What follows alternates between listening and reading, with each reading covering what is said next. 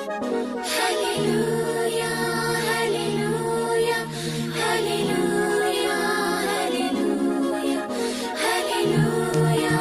మనిషిని అంటూ ఉన్నారు, ఇదిగో పెళ్ళైంది కదా, సంవత్సరాలు గతించిపోతూ ఉన్నాయి.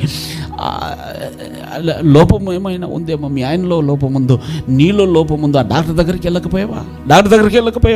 ఇన్ని సంవత్సరాలు అయితే మన దగ్గర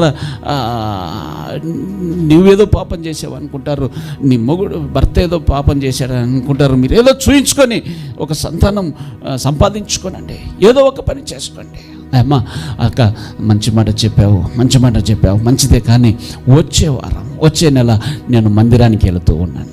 హల్లెలూయా. నేను మందిరానికి వెళుతూ ఉన్నాను. అక్కడ ఈ యొక్క పని నేను చూసుకుంటాను. మందిరానికి వెళ్తున్నావా? పిల్లలు లేకపోతే ఎక్కడికి వెళ్తారమ్మా? పిల్లలు లేకపోతే ఎక్కడికి వెళ్ళాలి? హాస్పిటల్కి వెళ్ళాలి. ఈమెమంటుంది? ఈమె చెబుతున్నటువంటి మాట ఏమిటంటే, నేను మందిరానికి వెళతాను. మందిరానికి వెళితే జరిగేటువంటిది ఏమిటి? ప్రార్థన చేస్తావు మహా అంటే, అది జరుగుతుందో లేదో తెలియదు. ప్రార్థన ఏదో మనం అలవాటైంది కాబట్టి వెళ్ళాలి, కాబట్టి వెళ్ళడం, లేకపోతే దేవుడు ఏదో శిక్షిస్తాడన్న ఉద్దేశంతో వెళ్ళడమే తప్ప అక్కడ ప్రార్థన చేసినవన్నీ జరుగుతాయా ఏంటి? నేను కూడా వస్తాను కదా ప్రార్థనకు, ప్రార్థనే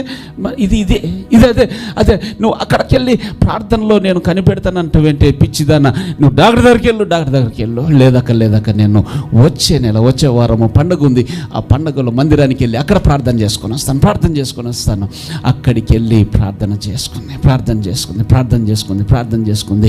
పరమ తండ్రి ఆ ప్రార్థన ఆలకించాడు. హల్లెలూయా.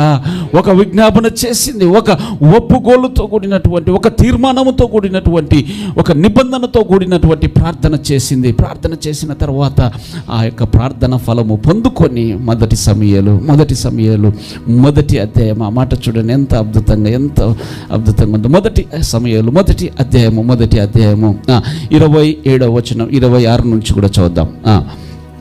26, నా ఏలినవాడా, నా ఏలిన వాణ్ణి ప్రాణము తోడు నీ యొద్ద నిలిచి యెహోవాను ప్రార్థన చేసిన స్త్రీని నేనే.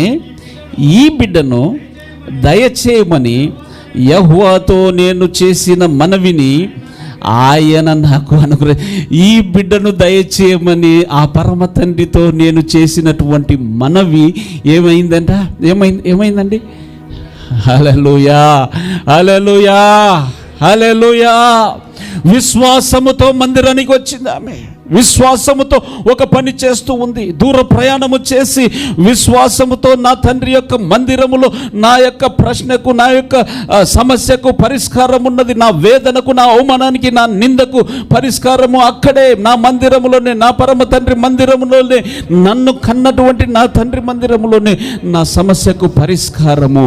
విశ్వాసముతో ఆమె ఒక పని చేస్తూ ఉంది. మందిరమునకు వచ్చి అక్కడ విజ్ఞాపన చేసి విజ్ఞాపన చేసినటువంటి ఆ యొక్క ప్రార్థనలో ఉన్నటువంటి అంశాన్ని ఆమె ఆయన ద్వారా పొందుకుంటుంది. హల్లెలూయా.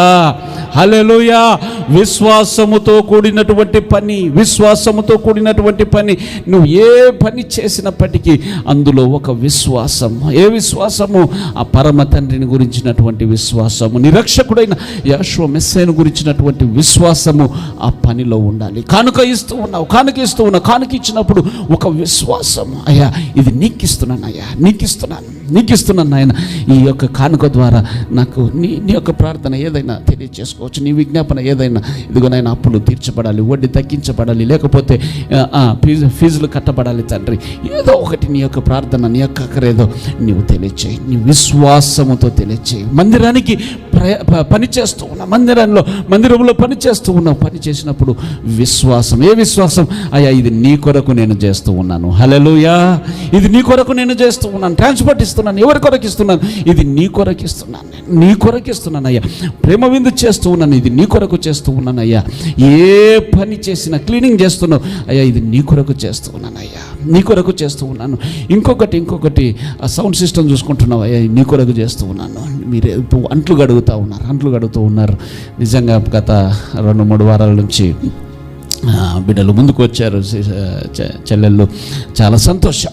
విశ్వాసముతో ముందుకు, హల్లెలూయా, విశ్వాసముతో పనిచేస్తూ ఉన్నారు. హల్లెలూయా, హల్లెలూయా. విశ్వాసముతో కూడినటువంటి మీ పనిని నేను జ్ఞాపకం చేసుకుంటూ ఉన్నాను. జ్ఞాపకం చేసుకొని ఏం చేస్తున్నావయ్యా, ఏం చేస్తూ ఉన్నావు? అక్కడ రాయబడినటువంటి మాట కింద చూడండి. మొదటి